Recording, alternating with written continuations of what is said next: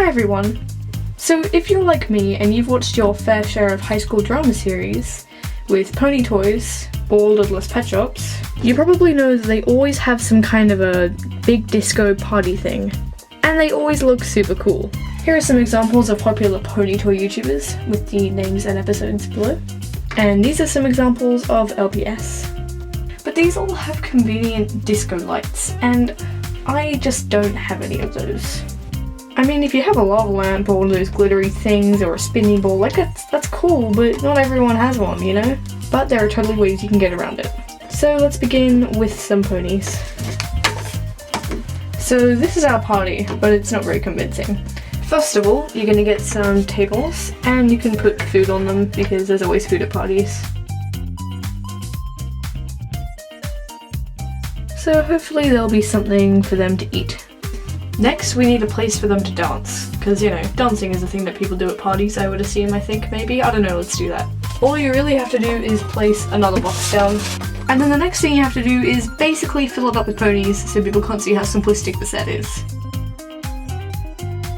There you go. Yep, perfect. You don't actually have to worry about having too many ponies. I have only got about 9 here, and even then, you don't even need this many. Some ponies could be chilling on the dance floor, others could be helping themselves to some cake, but most ponies can just kind of be in the mosh pit. So first of all, when your footage has been recorded, it's going to look like this as raw footage. So we're going to have to make that baby more saturated, bright, and maybe even a bit cool, because cool colours are good for parties, I think. Now you need to turn off all your lights, like I just did, because what we're going to do next requires a dark room. With your brightness turned all the way up, you can search for a strobe light or a disco light or something. I found this one, which for me personally doesn't flash too much. Now you have one set of cool lights. I recommend that you do this on another screen though, so I've got my phone over here. Perfect. Anyway, I now have to hand it over to my LPS friend for her to recreate this in a more LPS friendly version, because this wouldn't work for LPS. Okay, so the ponies all cleared out of the party so that the LPS can actually have some fun. And while we can use what we've got here to a certain extent, for instance, the food table, while a little bit tall, can still be used. And the lights don't really need to be altered. There are a few things I do want to change. Now I, as in the person, the human behind the camera, do not actually have that many LPS. As in, like, at all. There's a lizard and a woodpecker and a swan up in a cupboard somewhere, but I can't find them at the moment, so yeah, I'm left with these. So this one is not only a tutorial for LPS, but since they're both so similar, it's a tutorial as well for people who don't have that many ponies for LPS. So the question is, can I actually make a disco with 4 LPS? Yes, but it probably won't look as good as the one that has more.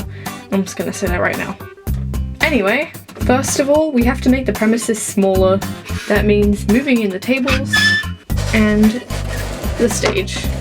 And unfortunately means eliminating the dance stage, because if we tried to have pets on the floor and on the stage, yeah, it's pretty clear this party is pretty empty. So the stage can be lifted and turned into a wall. Fun. But there is actually fun to be had. The next step is very important. You may notice I am actually doing it right now. Zoom in the camera. A lot. Having the camera zoomed in does kind of distract from everything else, and you're just focusing on whatever's on screen. And then everything else really does quite easily become background noise. Also, make sure that there are always pets on screen whatever's happening to make the party look packed, even if it's really not. Also, if you can avoid it, try and make your party scene pretty short. People will catch on to the fact that the exact same pets are all coincidentally in the background. But then if this is for a series, people will probably already realised, because if you only have 4 pets and you've been making a series, then you will have been using the same ones for the whole series.